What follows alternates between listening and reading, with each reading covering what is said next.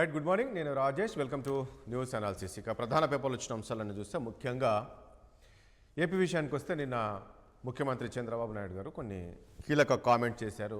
సంచలన కామెంట్స్ని కూడా చెప్పుకోవచ్చు. ఏంటంటే గత ప్రభుత్వం వైఎస్ఆర్ కాంగ్రెస్ పార్టీ అధికారంలో ఉన్నప్పుడు అంటే అధికారం ఉందని చెప్పేసి అడ్డగోలుగా ఏదైనా చేయొచ్చా, అసలు బెదిరించి కూడా ఆస్తులు రాయించుకోవచ్చా, ఆ రకంగా ఉంటుందా, అసలు ముంబై మాఫియాను మించిపోయింది గత ప్రభుత్వం అనే విధంగా కామెంట్ చేశారు. ఏంటి ఏదంటే కాకినాడ పోర్ట్ సేజ్లకు సంబంధించి గన్నులతో బెదిరించి రాయించుకున్నారు.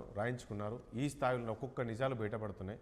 అసలు కాకినాడ సెజ్జుకు సంబంధించి కూడా నేను నిన్న పోర్టు సంబంధించి అక్కడ కనుక్కుంటే నిన్న పరిస్థితి ఏంటంటే బలవంతంగా రాయించుకున్నారు అనే విధంగా పోర్టులో రాయించుకున్నారు అనేది ముఖ్యమంత్రి గారు చేశారు. అది కూడా ఎట్లంటే గన్నులతో బెదిరించి. సో దీన్నే నేను అసలు ఏ రకంగా విచారణ చేయించాలి, ఏ కేసులు నమోదు చేయాలి అనే దానిపైన ఆలోచిస్తున్నాను. ఎందుకంటే ముంబైలో మనం ఈ తరహా చూసాము. బలవంతంగా గన్నులు చూపించి ఆస్తులు అలాంటివి రాయించుకుంటుంటారు, ప్రాపర్టీ బదలాయించుకుంటుంటారు. సో అలాంటి వారిపైన ఎలాంటి కేసులు పెట్టారు అనే దానిపైన కూడా నేను తెలుసుకుంటున్నాను. తర్వాత ఖచ్చితంగా అలాంటి వారిపైన చర్యలు తీసుకుంటామని చెప్పేసి చెప్తున్నారు. మరి నిజంగా గత ప్రభుత్వం అధికారంలో ఉండి ఈ రకంగా బలవంతంగా ఆస్తులు రాయించుకోవడాలు కావచ్చు, ఇవన్నీ కూడా జరిగాయా? ఈ కాకినాడ పోర్ట్ సేజ్కి సంబంధించి కూడా అదే జరిగిందా? మరి ఏం చేయబోతుంది ఈ ప్రభుత్వం? మీరు ఎందుకు ఆ పరిస్థితి వచ్చింది? సో దాంతోపాటు మరొక అంశం కూడా ఉంది. నిన్న మాజీ ముఖ్యమంత్రి జగన్మోహన్ రెడ్డి మాట్లాడుతూ ఈ ప్రభుత్వం పైన, కూటమి ప్రభుత్వం పైన 6 నెలల్లోనే ప్రజల్లో వ్యతిరేకత వచ్చింది. కనీసం ప్రజలు ప్రశ్నిస్తే వారిపైన కేసులు నమోదు చేస్తున్నారు. సో ఖచ్చితంగా మనం ప్రజలకు అండగా ఉండాల్సిన అవసరం ఉంది. వెంటనే ప్రజల్లోకి వెళ్ళాలి అని చెప్పేసి పార్టీ నేతలకు పిలుపునిచ్చారు. ఉద్యమ బాట పట్టాలని చెప్పేసి, అంటే ఈ నెల 11 నుంచి ఉద్యమ బాట పట్టబోతున్నారు. ముఖ్యంగా ఫీజు రియంబర్స్మెంట్ అంశం కావచ్చు, విద్యుత్ ఛార్జీల అంశం కావచ్చు, మరొక అంశం కావచ్చు, ఇలాంటివన్నీ కూడా చాలా ఇబ్బందులు పెడుతున్నారు ఈ కూటమి ప్రభుత్వం ప్రజల్ని. సో మనము ఆందోళన బాట పట్టాలి, కలెక్టర్ కార్యాలయాలకు వెళ్ళి వినతి పత్రాలు ఇవ్వాలి అనే విధంగా నిన్న మాజీ ముఖ్యమంత్రి చెప్తూ ఉన్నారు. సో ఇలాంటి అంశాలన్నీ కూడా మనం చర్చిద్దాం. నిజంగా మరి ముఖ్యమంత్రి గారు చెప్పినట్లు ఆ స్థాయిలో దోపిడీకి గురైందా, దోపిడీకి గురి చేస్తారా గత ప్రభుత్వం? గన్నులతో బెదిరించి ఇలాంటివన్నీ కూడా రాయించుకున్నారు. ఇలాంటి అంశాలను కూడా మనం చర్చిద్దాం. చర్చలో పాల్గొంటున్నారు టీడీపీ సీనియర్ నాయకులు సయ్యద్ రఫీ గారు ఉన్నారు. అదేవిధంగా వైఎస్ఆర్ కాంగ్రెస్ పార్టీ నుంచి కొమ్మరి కనకారావు గారు ఉన్నారు. ఇక బీజేపీ నుంచి తిరుపతిరావు గారు, ఇక అదేవిధంగా రాజకీయ విశ్లేషకులు వివి ప్రసాద్ గారు కూడా మనకు లైవ్లో సిద్ధంగా ఉన్నారు. ఏంటండి కనకారావు గారు? గుడ్ మార్నింగ్ అండి. కనకారావు గారు. గుడ్ మార్నింగ్ అండి. కనకారావు గారు, నిన్న ముఖ్యమంత్రి గారు మాట్లాడారు, చూసాం. ఏంటి నిజంగా పరిస్థితి ఉందా? ఈ కాకినాడ పోర్టుకు సంబంధించి బలవంతంగా గన్ను చూపించి ఆస్తులు లాక్కుంటారా? అసలు ఇది ఎక్కడ ఉంది? ఏదైనా అభివృద్ధి వైపు ఉండాలి, అధికారం ఉందని చెప్పేసి ప్రజలకు మేలు చేసే విధంగా ఉండాలి, అంతే తప్ప ఇలాంటివి ఆస్తులు లాక్కోవడం ఏంటి, అది కూడా గన్నులు ఎక్కువ పెట్టి అనే విధంగా నిన్న ముఖ్యమంత్రి కామెంట్ చేశారండి. సార్, మీకు అదేవిధంగా ప్యానల్ ఉన్న పెద్దలందరికీ 60 ప్రేక్షకులందరికీ కూడా నా హృదయపూర్వక నమస్కారం అండి. ఇది సామెత ఉందండి, వినేవాడు ఇదైతే చెప్పేవాడు ఉందని చెప్పేసి అది చెప్పకూడదండి భూత పదం. ఈ రోజు ఎంత దుర్మార్గం ఉందంటే రఫీ గారు మాట్లాడిద్దాం. రఫీ గారు మధ్యలో రాకండి, మాట్లాడిద్దాం. వదిలేసేయండి, పర్లేదు, మాట్లాడండి. ఏమండి చెప్పండి. అందువల్ల ఏంటంటే ఎంత దుర్మార్గంగా వ్యవహరిస్తారంటే ఈ కూటమి నేతలు ఒక ఆర్గనైజ్డ్ క్రైమ్ గా, మొదటేమో పీడిఎఫ్ రైస్ తరలిపోతున్నాయని చెప్పేసి అని ఒక 2-3 నెలల క్రితం మనోహర్ గారు వచ్చి అడావుడి చేసిపోవటం, తీరా మళ్ళీ పవన్ కళ్యాణ్ గారు సెకండ్ ఆయన వెళ్ళటం, అసలు నన్ను పోర్టులోకి అడుగు పెట్టనట్లేదు, అసలు అడ్డుకుంటున్నారు, నన్ను అసలు 2 నెలల నుంచి ఆపుతున్నారు అని చెప్పేసి అని మరి ఎవరి మీద అంటున్నాడో ఏందనలేదు. మరలా 3వ సెషన్కి వచ్చేటప్పటికి అసలు పోర్టే అక్రమంగా లాక్కున్నారని చెప్పేసి అనేటువంటిది కొత్త వర్షన్ తీసుకురావడం జరిగింది. ఇక్కడ ఈ సందర్భంగా ఒకటి అడుగుతానండి, ఒక వాటాదారుడు అతను అమ్ముకున్నటువంటి దాంట్లో అంటే గన్నులు పెట్టి లాక్కుని ఉంటేంది, ఏదో ఒక దోపిడీదారులాగా దారి దోపిడీ చేసినట్టుగా గన్నులు పెట్టి లేదా కత్తులు పెట్టి అవునండి, మీరు అధికారంలో ఉన్నారు కాబట్టి మీకు ఇప్పుడు ముఖ్యమంత్రి గారు అన్నారండి, మొత్తం అక్రమం తీసుకోవటమే. కనకారావు గారు ముఖ్యమంత్రి గారు ఏమంటారు అంటే అదే అంటున్నారు, మీరు అధికారం ఉందని చెప్పేసి మీ ఇష్టం ఉన్నట్లు దౌర్జన్యాలకు పాల్పడతారు ఉంటే మొత్తం లాక్కోవాలి కదా. అధికారం అనేది వాళ్ళు చెప్తున్నట్టుగానే ఉంటే అంటే ఆ లాక్అవుట్ అనేది హెరిటేజ్ ఫుడ్ కానీ స్టార్ట్ అయింది అనేది మరి చంద్రబాబు నాయుడు గారికి తెలియదేమో. ఆయన ఒకసారి మోహన్ బాబు గారే చెప్పారు, నన్ను బలి చేసి మొత్తం లాక్కున్నారని చెప్పేసి అని. అంటే లాక్అవుట్ అనేది చంద్రబాబు నాయుడు గారికి మొదటి నుంచి జనత పెట్టినటువంటి విద్య. అందువలేదంటే 51% ఇప్పుడు కేవీ రావు గారు వాటా ఉందంటే 41% సంబంధించినటువంటి దాదాపు 500 కోట్ల పైగా ఆ మొత్తం వాటా అమ్ముకొని రైట్ రాయల్ గా మొత్తం అగ్రిమెంట్ చేసినటువంటి దాంట్లో లాక్కుని పెట్టయిద్దండి అసలు. అంటే ఈ ప్రజల చెవుల్లో పూలు పెట్టడం తప్ప, అంటే వాళ్ళ చేతిలో మీడియా ఉంది, వాళ్ళు చెప్తే ప్రజల్లోకి వచ్చేటువంటి ఒక స్టార్ దొరికాడు, వాళ్ళ పత్రికలు ఉన్నాయని చెప్పేసి చెప్పుకుంటూ పట్టిన అబద్ధాలు వాస్తవాలు ప్రజలు గమనిస్తా ఉన్నారు. ఎంత దౌర్భాగ్య పరిస్థితి. కేవీ రావు అతను మొత్తం వదులుకొని నన్ను బలి ఆ రోజు ఎందుకు మాట్లాడలేకపోయాడు? ఇదే పవన్ కళ్యాణ్ గారు 2019లో ఎలక్షన్ కప్పుడు కాకినాడ కోర్టు సంబంధించి పీడీఎఫ్ బియ్యం అక్రమ రవాణా మొత్తం జరుగుతుంది, పోర్టులు అంతా అవినీతి జరుగుతున్నటువంటి గగ్గోలు పెట్టిన పరిస్థితి ఇదే పవన్ కళ్యాణ్ గారు కదా. అంటే ఏంటి అసలు అంటే వీళ్ళు గతాలు మర్చిపోతున్నారో ఏమో తెలియదు కానీ చంద్రబాబు నాయుడు గారు అయితే 1995లో అధికారం చేపట్టినాక ఏదైతే ప్రపంచీకరణ విధానంలో మొత్తం ఇండస్ట్రీస్ మొత్తాన్ని ప్రైవేటు పరం చేసి పెద్ద ఇండస్ట్రీస్ లాభాల పాటుటువంటి ప్రభుత్వ సంస్థల మొత్తాన్ని కూడా ప్రైవేటు దారదత్తం చేయడం అనేది ఆ రోజు స్టార్ట్ అయ్యి ఆ రోజే కదా 1999లో ఆయనే కదా కేవీ రావు ప్రధాన వాటాదారులకు తీసుకొని మొత్తం ఆయనకు అప్పచెప్పింది చేసినటువంటి పరిస్థితి మనం చూస్తా ఉన్నాం కదా. అలాంటి తను కాలక్రమంలో నష్టాలు రావడం మరి కారణాలు ఏదన్నా కానీ 41% వాటా అమ్ముకోవటం ఎట్లా గనులు పెట్టి గురించి తీసుకుని ఎట్లా మాట్లాడతారు? అదే అండి, అంటే ఒకటి అప్పుడు ఎందుకు మాట్లాడలేకపోయారంటే అప్పుడు అధికారంలో మీరు ఉన్నారు కాబట్టి మళ్ళీ ఎలాంటి ఇబ్బందులు పెడతారో, అసలు మేము బ్రతుకుతామా లేదా మళ్ళీ ఒకవేళ క్వశ్చన్ చేస్తే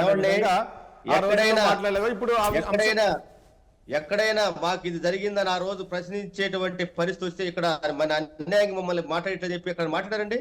అంటే ఈ రోజు అంటే ఉద్దేశపూర్వకంగా ఆర్గనైజ్డ్ గా మొత్తం ఒక ప్లాన్ ప్రకారంగా వైఎస్ఆర్ కాంగ్రెస్ పార్టీ అనేటువంటి వృక్ష యొక్క కొమ్మల్ని నరికేటువంటి ఉద్దేశంతోటి ఏదో ఒక విషయాన్ని వాళ్ళ మీద రుద్దేసి ఈ విధంగా చెప్పేసి ఒక ఆర్గనైజ్డ్ గా వాళ్ళ చేతుల్లో మీడియాని అదే విధంగా ఏదైతే వాళ్ళ చేతులు చెప్పిందో ఆడేటువంటి పవన్ కళ్యాణ్ చేతిలో పెట్టుకొని వాళ్ళు ఈ రోజు మొత్తం ఉద్దేశపూర్వకం చేస్తారు తప్ప దాంట్లో ఎలాంటి అక్రమాలు జరగలేదు. జరిగితే ఆ రోజు ఎందుకు మాట్లాడలేదు? ఒకవేళ కేసు అయిందా లేదు? ఏదన్నా ఆ రోజుకి టెక్నాలజీ వచ్చింది కదా, టెక్నాలజీ వచ్చినప్పుడు ఏదైనా వాట్సాప్ లో ఎస్పీ గారికి అయినా లేదంటే గవర్నమెంట్ కి కానీ ఎట్లా ఏదైనా రిపోర్ట్ ఇచ్చున్నాడా? ఇవ్వలేదు కదా. ఈ రోజు ఏంటంటే కావాలని చెప్పేసి కేవీ రావు గారిని మ్యానిపులేట్ చేసి వారి ద్వారా ఒక స్టేట్మెంట్ తీసుకొని ఏమంటే సిఐడి రంగ ప్రవేశం చేసింది. సిఐడి రంగం చేసి మొత్తం భయప్రదేశినటువంటి ఈ రోజు ఆంధ్రప్రదేశ్ లో ప్రభుత్వం నడపట్లేదండి. ఒక కక్ష పూరిత విధానాలతోటి ప్రజల్ని భయపెట్టేటువంటి విధానాన్ని రోజు జరుగుతున్నటువంటిది ప్రజలు గమనిస్తా ఉన్నారు. తిరుపతిరావు గారు ఏం చెప్తారండి? ఏంటి నిజమైన పరిస్థితి కేవీ రావు గారు ఇచ్చిన దాన్ని బట్టి చూస్తే ఏమనిపించి ఎలా చూడాలి? ఇదంటే ఏమంటారంటే ఆర్గనైజర్ గా జరిగింది, ఇదంతా కావాలని చేస్తున్నారు అనే విధంగా వీళ్ళు కామెంట్ చేస్తున్నారు. అందరికీ నమస్కారం. రాజేష్ గారు నమస్తే అండి. ఖచ్చితంగా మీరు ఎందుకు ముందుగా కనకారావు గారికి అడిగారు కానీ కనకారావు గారికి ముందుగా వెనక అడిగినా అలాగే చెప్తారు, ఎందుకంటే వేరేగా చెప్తారు అనేసి. అంటే మనకి కొన్ని పద్ధతులు ఉంటాయన్నమాట. ప్రతిపక్షం లాగే చెప్పుద్ది, అధికార పక్షం లాగే చెప్తుంది. కోర్టుకు వెళ్తే దొంగతనం చేశానని చెప్పడు, లేకపోతే లాయర్ ఏమో విషయం తెలిసినా సరే నా దొంగ లాయర్ కూడా ఒప్పుకోడు. ఇవన్నీ కొన్ని నిజాలు ఎలా తెలియాలంటారు? అది వెలికి తీయాల. ఇప్పుడు కోర్టు ఏం చేస్తుంది? లాయర్ వాదించినంత మాత్రాన దొంగ కాదని చెప్పేసి ఒప్పుకోదు కదా, దాని ఆధారంగా వస్తుంది. ఇవాళ కూడా జరగబోయేది అదే.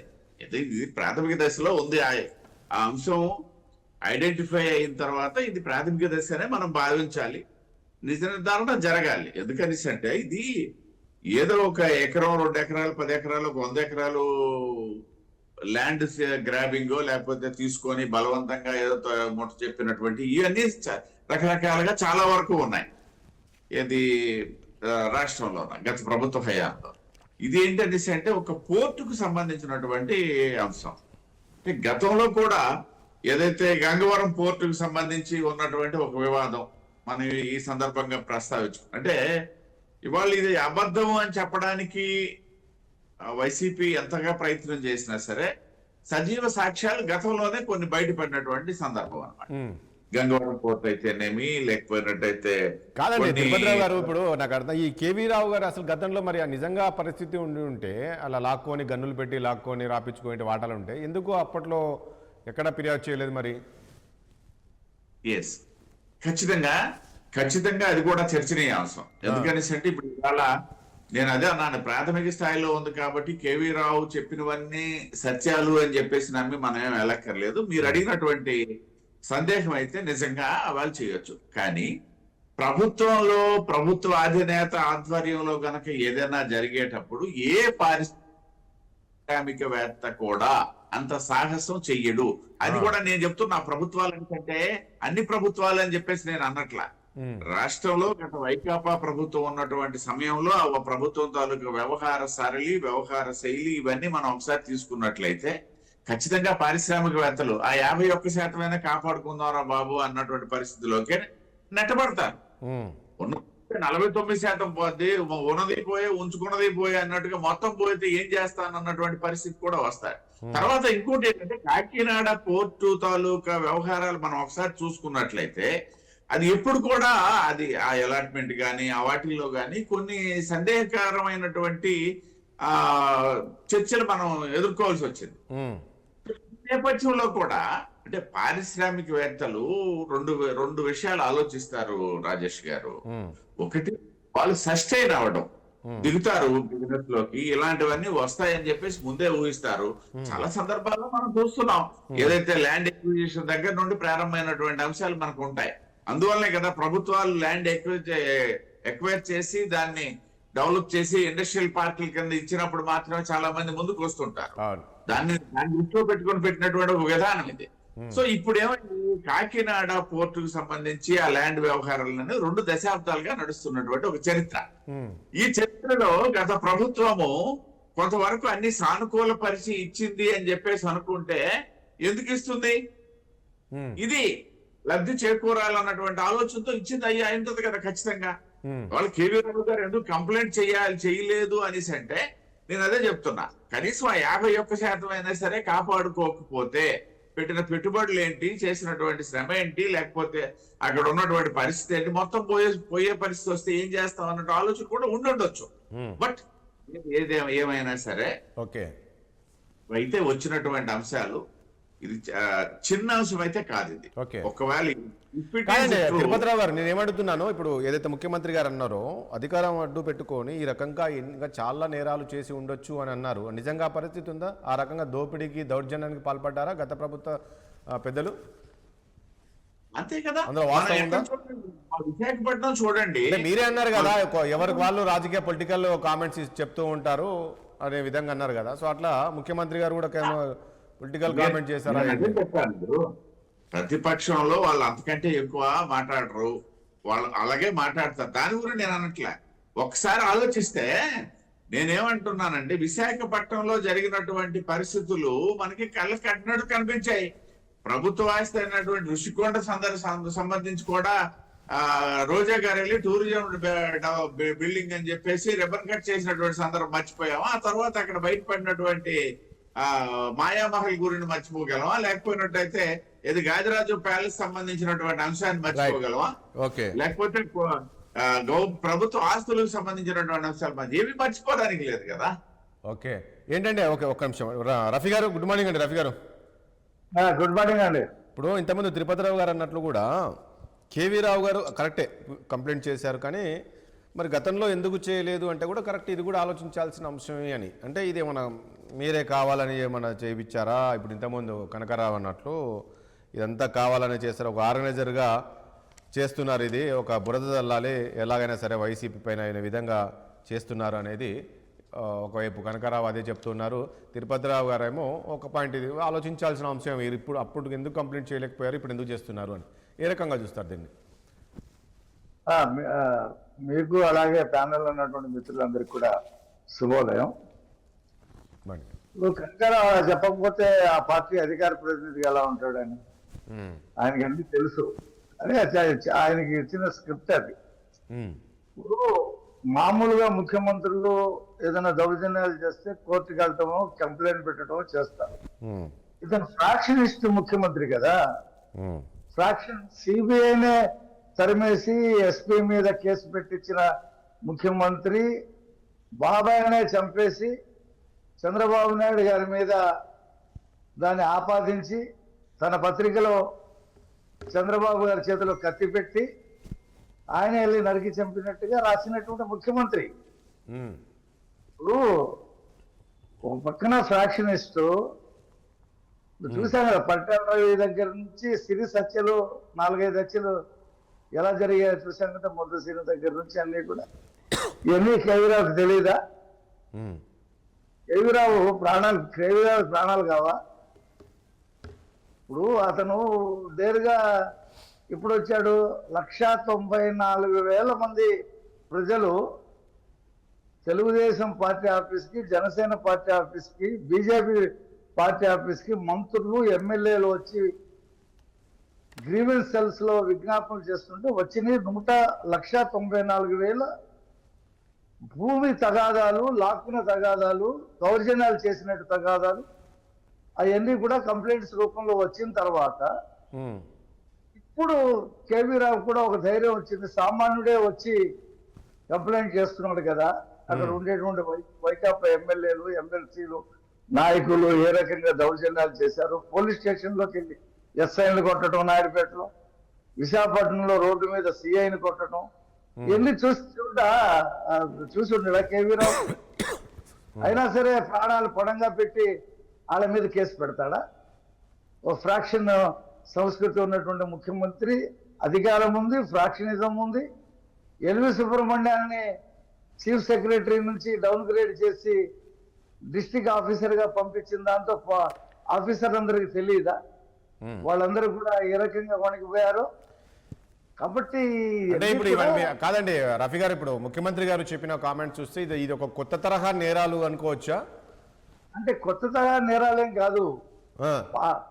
అంతకు ముందు ఈ బొంబాయిలోను, మెడ్రాస్లోను, ఇంకా కొన్ని ప్రాంతాల్లో ఈ మాఫియా గ్యాంగ్ చేసేది జగన్మోహన్ రెడ్డి చేశాడు ముఖ్యమంత్రి అయిన తర్వాత అధికారాలు. అంతకు ముందు తండ్రి అధికారం ఉన్నప్పుడు 40 సూట్ కేసు కంపెనీలు పెట్టి ఆంధ్రప్రదేశ్ భూములు, ఆస్తులు వాళ్ళకి అప్పచెప్పటం, వాళ్ళు విదేశాల్లో ఆ సూట్ కేసు కంపెనీలకు డబ్బులు వేయటం, అవి ఇండియా రావటము, ఇక్కడ సాక్షి పేపరు, సాక్షి టీవీలు ఇక్కడ అన్ని కూడా పెట్టడం, అది ఒక కొత్త తరహా ఇది జరిగింది తండ్రి ఉన్నప్పుడు.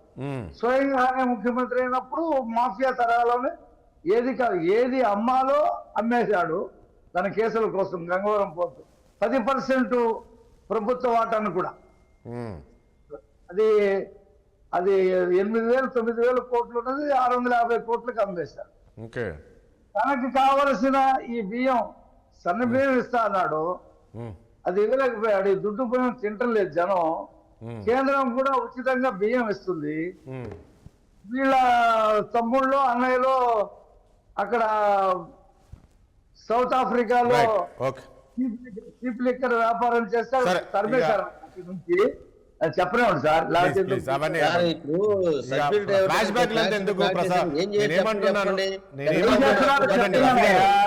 రఫీ గారు నేనేమంటున్నా, కాకినాడ పోర్టు మొట్టమొదటిసారిగా ప్రైవేటైజ్ చేసి ప్రైవేట్ దారద చేసి చెప్పమని చెప్పండి.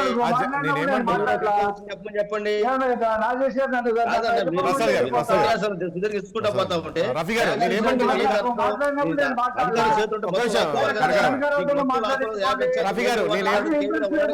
ఉంటే మీరు ఎట్లా చదువుతారు? రఫీ గారు కనకరావు గారు కేసుల్లో పెట్టేసి రఫీ గారు ఒక్క నిమిషం కనకరావు గారు. రఫీ గారు నేనేమంటున్నాను, రఫీ గారు గతంలో జగన్మోహన్ రెడ్డి అది చేశారు, వాళ్ళ నాన్న ఉన్నప్పుడు ఇది చేశారు, అవన్నీ వద్దండి. నేనేమంటు వినాలి ప్రసాద్ రఫీ గారు. ఇక్కడ బియ్యం వ్యాపారం చేయడానికి వచ్చారు వాళ్ళు. దాని పోర్టు కావాలి, ఆ పోర్టు నుంచి తరలించాలి, అందుకనే లాక్కున్నారు. అవును మీ వాళ్ళు వాటర్ దాంట్లో మీ ఊళ్ళు మీరు కూడా అనుకుంటారంటే రఫీ గారు సంబంధించిన ఆర్థిక శాఖ మంత్రి ఏం కూడా ఉన్నాడు కదా దాంట్లో ఈ రోజు ట్రాన్స్పోర్ట్ వెహికల్స్ వెళ్ళింది ట్రాన్స్పోర్ట్ వెహికల్ మొత్తం పీడిఎఫ్ వెహికల్స్ మొత్తం కూడా పీడిఎఫ్ రైస్ మొత్తం ట్రాన్స్పోర్ట్ Please, ఒక్క నిమిషం. రఫీ గారు, చేస్తుంది కదా మీరు ఆయన ఇద్దరు నా చేత మాట్లాడించట్లేదు, నేను లెఫ్ట్ అవుతాను. అట్లా కాదు, మీరు విషయంలోకి ఒక్క నిమిషం ప్లీజ్, ఒక్క నిమిషం అండి రఫీ, ఒక్క నిమిషం రఫీ గారు, మీరు మీరు మీరు ఒక విషయం చెప్పేదండి రఫీ గారు ఒక్క విషయం మీరు ఒకటండి ఆవేశపడకండి, మీరు గవర్నమెంట్ లో ఉన్నారు, ఆవేశం ఏంటండి? నాకేంటి ఆవేశం? ప్రతిదానికి లెఫ్ట్ అవుతా. నేను ఏమంటున్నానంటే డిబేట్ అన్నాక మధ్యలో క్వశ్చన్స్ వస్తాయండి, దానికి ఆన్సర్ చెప్పండి అంతే తప్ప నేనేమంటున్నా ప్రతిదానికి లెఫ్ట్ అవుతా అంటే అది మీ ఇష్టం. వెళ్తా ఉంటే ఎట్లా అంటున్నా మీరు అలా లెఫ్ట్ అయితే ప్లీజ్ ఒక నిమిషం కనకరావు గారు మీరు ఒక నిమిషం అండి ప్లీజ్, కనకరావు గారు మీరు ఒక నిమిషం అండి ప్లీజ్, కనకరావు గారు మీరు ఒక నిమిషం అండి, క్యారెక్టర్ గురించి జగన్మోహన్ గారు కనకరావు గారు మీరు ఒక నిమిషం అండి. చెప్పు, నీ టర్మ్ వచ్చినప్పుడు రఫీ గారు. మాట్లాడించుకోండి, మమ్మల్ని ఎందుకు పిలుస్తారు? ఒక్క నిమిషం నేనేమంటున్నా రఫీ గారు, ప్రతిదానికి మీరు లెఫ్ట్ అవుతా అంటే అది మీ ఇంట్రెస్ట్, మీరు మీకు ఆన్సర్ ఇప్పుడు నా మాట వినండి, వినిపించకపోతే ఎందుకు మీరు ఆన్సర్ మీరు అలా కాదండి, మీరు అలా లెఫ్ట్ అవుతే ఏమనుకుంటారంటే మీ దగ్గర ఆన్సర్ లేదు అందుకే వెళ్ళిపోయారు, అది కాదు మీరు ఏమంటున్నా. సరే అడగండి, మీరు ఆన్సర్ ఇవ్వండి, తప్పేముంది అట్లా చెప్పి మీ వాయిస్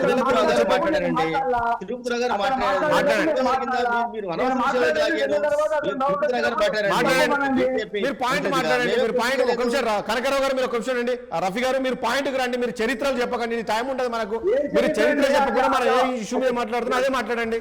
అంటే ఇప్పుడు మీరు చెప్పింది నేను చెప్పాలా? చెప్పండి, మీరేం చెప్తా చెప్తాను నేనేమంటున్నా ఏం చెప్పంటారు? ఇప్పుడు నేనేమంటున్నా గతంలో సరే జగన్మోహన్ రెడ్డి చేశారు, వాళ్ళ నాన్న చేశారు కాబట్టి ప్రజలు ఎక్కడ కూర్చోబెట్టారో తెలుసు కదండి. తీసుకున్నారని దాని పూర్వపరాలు చెప్తా ఉంటే మీరు చెప్పండి రాజేష్ గారు, నన్ను ఏం మాట్లాడమంటారు చెప్పండి. పూర్వపరాలు మీరు చెప్పండి, మీరు చెప్పిందే చెప్తా. కాదు పూర్వపరాలు చెప్పేంత టైం నేనేమంటున్నా ఇక్కడ పోర్టు విషయంలో ఇదంతా రాజకీయ విమర్శన ముఖ్యమంత్రి గారు మాట్లాడి ఇందులో వాస్తవాలు ఉన్నాయా? వచ్చారయ్యా, బియ్యం ఎగ్జిబిట్ చేయడానికి పోర్టును లాక్కున్నారా? అంతకుముందు అవసరం రాలేదు, ఎలా లాక్కున్నారా అని సిఐడికి కంప్లైంట్ ఇచ్చాడు. అవన్నీ చెప్పబోతా ఉంటే మీరు అడ్డుకుంటారండి రాజేష్ గారు. చెప్పండి పోర్ట్ ఎట్లా మరి చెప్పండి రఫీ గారు తీసుకున్నాడా? రఫీ గారు చెప్పండి. Sorry for my disturbance. మీరు ఆన్సర్ ఇవ్వలేకపోతున్నట్టున్నారు, లైట్ తీసుకోండి మీ ఇష్టం. ఆన్సర్ ఇవ్వటం కనుక ప్రసాద్ గారు ఆన్సర్ ఇవ్వటం నాకు రాదు. ప్రసాద్ గారు అందుకని అతని చేత మాట్లాడొద్దు. తప్పండి, మీరు కాదండి, మీరు సీనియర్ జర్నలిస్ట్. ఒకటి రఫీ గారు ఎట్లా వచ్చింది మీకు అన్ని తెలుసు. కొంచెం బివి ప్రసాద్ గారు గుడ్ మార్నింగ్ అండి. ప్రసాద్ గారు అది కాదు, నేను లెఫ్ట్ అవుతున్నాను, నా చేత మాట్లాడిచ్చే. పర్లేదు ఉండండి మాట్లాడిస్తా ఉండండి రఫీ గారు. బివి ప్రసాద్ గారు కాలేదండి, మధ్యలో ఇంకొంత ప్రసాద్ గారితో ఎలా మాట్లాడిస్తారు? అతను మధ్యలో వస్తాడు. మాట్లాడండి, మాట్లాడిస్తున్నాడు ప్రసాద్ గారు, మాట్లాడిస్తా ఉండండి రఫీ గారు. ఒక ప్రసాద్ గారు కాదండి, నేను మాట్లాడతాను ఇప్పుడు. నేను మాట్లాడేది కంప్లీట్ కాలా? మాట్లాడండి, మధ్యలో నేను ఆపుతారా మీరు? మాట్లాడండి రఫీ గారు మాట్లాడండి, మీరు ఏం మాట్లాడాలనుకుంటారో మాట్లాడండి, చెప్పండి. ఆ పోర్ట్ ఎలాగొచ్చింది? ఇస్తాను మాట్లాడండి. పోర్ట్ ఎలా అదే అతను మధ్యలో మాట్లాడితే నేను మాట్లాడండి, టైం లేదండి. చేయగలిగితే మమ్మల్ని పిలవండి, లేకపోతే మానేయండి. రఫీ గారు మాట్లాడండి, మీరు మాట్లాడించుకోండి అతనితోనే. టైం వేస్ట్ చేయకండి, మాట్లాడండి రఫీ గారు. మ్యూట్ చేయండి, వైసీపీ అతను మ్యూట్ చేయరా ఒక 2 నిమిషాలు. మాట్లాడండి రఫీ గారు మాట్లాడండి. ఆ పోర్ట్ ఎలాగొచ్చింది? పీపీఏ పద్ధతిలో వచ్చింది, రాష్ట్ర ప్రభుత్వం టేకప్ చేసింది. విశాఖపట్నంలో పోర్టు మీద ఒత్తిడి ఎక్కువ ఉందని చెప్పి కొత్త పాలసీలో ఆ పోర్టు తీసుకొచ్చి ప్రైవేట్ భాగస్వాములతో పోర్టు పెట్టారు. ఆయనకి అప్పనంగా ఆయన పెట్టుబడులు పెట్టాడు. దాంట్లో నువ్వు 3,000 రూపాయల కోర్టుని 450 రూపాయలకి గంట పెట్టి రావడం కాదు పెట్టుబడులు అంటే. నీ చరిత్ర ఎవరు తెలీదు. కేవీ రావు గారు పోర్టు స్టార్ట్ అయింది, అంత ముందు పోర్టు కాకినాడ పోర్టు రైట్ ఎవరో చంద్రబాబు నాయుడు పెట్టాడు. చంద్రబాబు నాయుడు హయాంలోనే పోర్టు స్టార్ట్ అయింది. కోట్ల ముఖ్యమంత్రి కూడా ఉమ్మడి ఆంధ్రప్రదేశ్ లో స్టార్ట్ అయింది. కోట్ల విజయభాస్కర్ తెలియకుండా ప్రసాద్ గారు మీ ఆడియో వినపడుతుంది, నా ఆడియో వినపడుతుందా? రాజేష్ గారు సారీ ఫర్ మై డిస్టర్బెన్స్. అయ్యో మీ ఇష్టం. ఓకే బివి ప్రసాద్ గారు గుడ్ మార్నింగ్ అండి. అరే బీవీ ప్రసాద్ గారు మీరు mute లో ఉన్నారు చూడండి. అడ్డుకోగలే వాళ్ళని ప్రోత్సహిస్తారు, ఎందుకని పిలుస్తారు బీవీ ప్రసాద్ గారు మీరు మ్యూట్లో ఉన్నారు చూడండి. ప్రసాద్ గారు మీరు మ్యూట్లో ఉన్నారు చూడండి. బీవీ ప్రసాద్ గారు మీరు మ్యూట్లో ఉన్నారు చూడండి.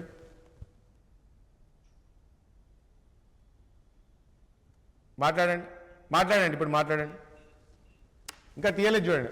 మ్యూట్ చేయండి, అన్మ్యూట్ చేయండి.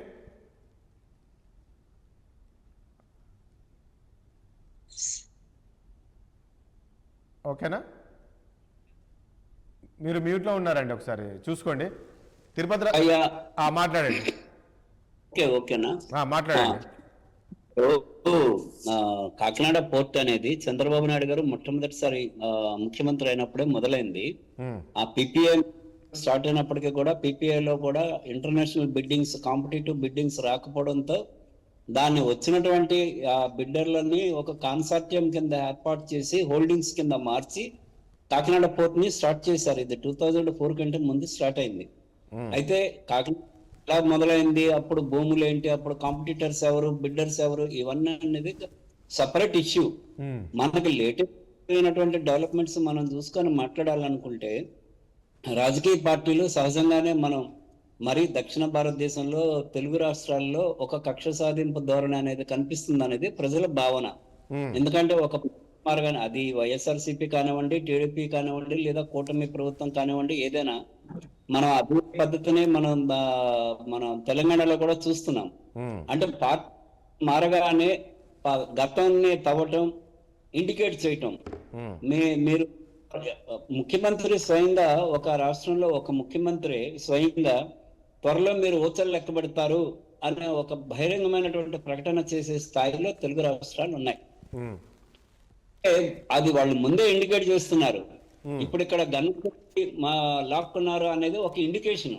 అంటే ఖచ్చితంగా ప్రభుత్వం ఇప్పుడు ఆంధ్రప్రదేశ్ లో ప్రభుత్వం ఖచ్చితంగా ఈ అంశాన్ని వెలికి తీసి కొంతమందిని జైలుకి పంపే ప్రయత్నం మేము చేస్తున్నాము, రెడీగా ఉండండి అన్నటువంటి ఒక ఇండికేషన్. అది ఇటువంటి ఇండికేషన్స్ అంటే తప్పు చేశారా లేదా అన్నది కోర్టులు, పోలీసులు తేల్చాలి. మనం కాదు తేల్చాల్సింది. అది వరకు కూడా ప్రభుత్వాలు ఓపిక పట్టడం లేదు, ముందే లీక్ చేస్తున్నారు. ఏంటంటే మీడియా ఇన్వెస్టిగేషన్ అనేవారు, ఇప్పుడు ఏంటంటే పార్టీలు ఇన్వెస్టిగేట్ చేస్తున్నాయి. వాళ్ళే ముందు పలానా వాళ్ళు తినేశారు, పలానా వాళ్ళు ఇదైంది అదైందని. ఇప్పుడు అనేక అంశాలను ఏవైతే వైఎస్ఆర్సీపీ అధికారంలో ఉన్నప్పుడు కాదండి. ప్రసాద్ గారు ఒక విషయం, ప్రసాద్ గారు నిజంగా ముఖ్యమంత్రి గారు అన్నట్లు గతంలో వీళ్ళు అధికార దుర్వినియోగానికి పాల్పడ్డారా? అధికారాన్ని అడ్డు పెట్టుకొని ఈ రకంగా గన్నులతో బెదిరించి ఆస్తులు రాయించుకున్నారా? ముఖ్యమంత్రి గారి మాటల్లో వాస్తవం ఉందా? ఆ స్థాయిలో దోపిడీకి పాల్పడ్డదా? ముఖ్యమంత్రి గారి మాటల్లో ఎంతవరకు వాస్తవం ఉందా అనేది న్యాయస్థానాలు తేల్చాలి. నిజంగానే వీళ్ళు గన్నులు పెట్టి లాక్కున్నారా లేదా అన్నది మీరు నేను మన దగ్గర రికార్డ్స్ లేవు, మనం కాదు కదా డిసైడ్ చేయాల్సింది. కాకపోతే ఒక కమ్యూనికేషన్ సిద్ధాంతాల్లో ఒకటి ఉంటుంది, పర్సుయేషన్ థియరీ అని. ఒకే మాటని 100 సార్లు చెప్పడం ద్వారా, అంటే మనం ఒకసారి బ్యాక్ వెళ్ళి రికార్డ్ చేసుకుంటే తీగల మీద బట్టలు ఆరేసుకోవడం అనేది ఒక డైలాగు. ఆ డైలాగుని పదే పదే పదే పదే పదే పదే చెప్పడం ద్వారా జనంలోకి అది వెళ్ళిపోయింది. అట్లాంటి అంటే 1,00,000 కోట్లు 1,00,000 కోట్లు 1,00,000 కోట్లు అంటే 1,00,000 కోట్లు అది నిజంగానే అది జనంలోకి పోయింది. అక్కడ 1,00,000 కోట్లు 100 కోట్లు ఉన్నాయా అనేది అది విశ్లేషించుకునే టైం జనానికి లేదు. ఇప్పుడు గన్ పెట్టి తీసుకున్నారు, గన్ పెట్టి లాక్కున్నారు అంటే 100 సార్లు అంటే జనం కూడా గన్ పెట్టి లాక్కున్నారు అనుకుంటారు. కానీ అటువంటి సంఘటనలు ఉన్నాయా లేదా అన్నది విశ్లేషించుకునే టైం వాళ్ళకు ఉండదు. ఈ పని ప్రభుత్వం నిజాయితీగా వ్యవహరిస్తే ఈ మాటల్ని ముందుగా చెప్పకుండా జరిగిన సంఘటనల మీద ఫిర్యాదులు తీసుకొని పోలీసులతో, న్యాయస్థానాలతో విచారణ జరిపించాలి, లేదా ప్రత్యేకమైనటువంటి దర్యాప్తు సంఘాన్ని నియమించాలి, లేదా సిబిఐ లాంటి సంస్థలకి అప్పజెప్పాలి. అప్పజెప్పి దాని మీద నిగ్గు తేల్చాలి.